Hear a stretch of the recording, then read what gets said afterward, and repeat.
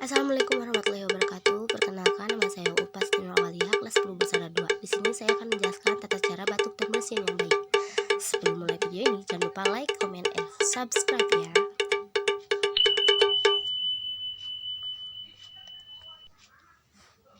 Batuk dan bersin merupakan proses tubuh mengeluarkan kuman. Tapi batuk dan bersin punya tata cara masing-masing. Yuk kita simak. Berikut beberapa hal yang perlu diperhatikan saat batuk atau bersin di tempat umum. Pertama, tutupi mulut dan hidung Anda dengan tisu saat Anda batuk atau bersin. Kedua, masukkan tisu bekas bersin Anda ke keranjang sampah. Ketiga, jika Anda tidak memiliki tisu, batuk atau bersin ke lengan atas, bukan tangan Anda.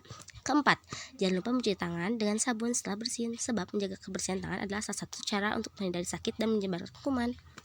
Kelima, jika sabun dan air tidak tersedia, gunakan pembersih tangan yang mengandung alkohol setidaknya 60% untuk membersihkan tangan. Keenam, gunakan masker jika sedang batuk atau flu. Ketujuh, jaga jarak dengan orang yang sedang mengalami flu, batuk, dan demam. Selanjutnya, dengan melakukan beberapa hal-hal tadi, kemungkinan kita terkena virus corona jadi makin kecil, sekaligus bisa menjaga kesehatan.